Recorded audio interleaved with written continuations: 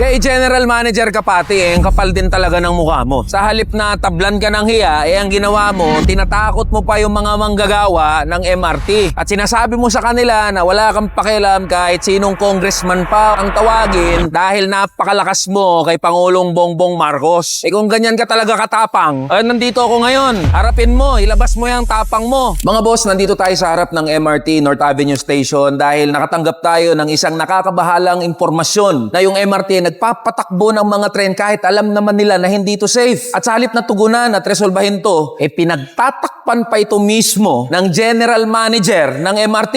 Saan ba akma yung sistema? Dapat po sa 3-car train lang. Ayun. So yung system para maging safe yung pagtakbo ng mga tren, yung sistema, akma for 3-car. Sa ngayon, for 3-car. Pero ang ginagawa ni General Manager Kapati, nagpapatakbo ng mga 4-car. Ilang 4-car ang tumatakbo? Anim po. Anim. Tuwing weekdays po. So may anim na 4-car na tumatakbo kahit alam naman na hindi akma doon sa sistema. Tama mga boss, to? Hindi pa build yung signaling system para sa forecast. Actually, sa Dahlia naman kasi talaga, hindi pa pwedeng gamitin for revenue operation. Kasi nga, unang-una, wala pang complete na training para dyan. Tapos, hindi pa rin namin yan na-testing lang with 80 sa training. Kaya yung binigay lang sa amin yan na certificate is only for train drive.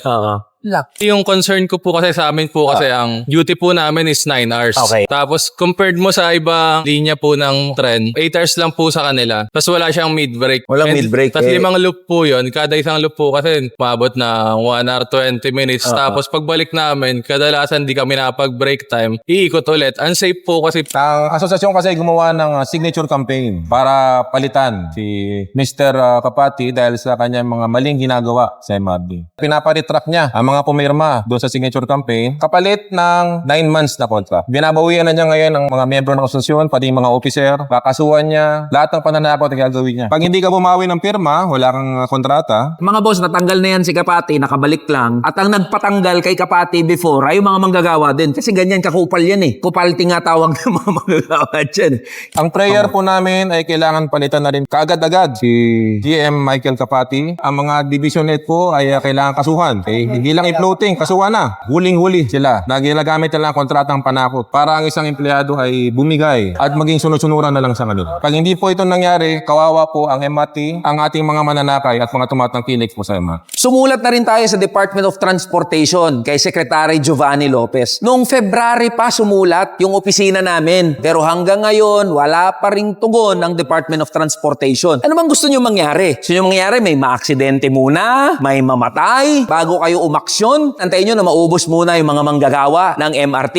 Tinutulugan nyo sa kangkungan itong problema ng MRT. Kaya kay Secretary Giovanni Lopez, Secretary, gising naman yung general manager nyo ng MRT. Ang ginagawa pagdiskitahan yung mga manggagawa kaysa gawin yung trabaho niya. Kaya ang ating panawagan, PBBM, DOTR Secretary Giovanni Lopez, tanggalin nyo na yan si Kapati hanggat nandyan yan. Ako nagsasabi sa inyo na ilalagay sa alanganin ang operation ng MRT at ang kaligtasan ng mga manggagawang mananakay ng MRT.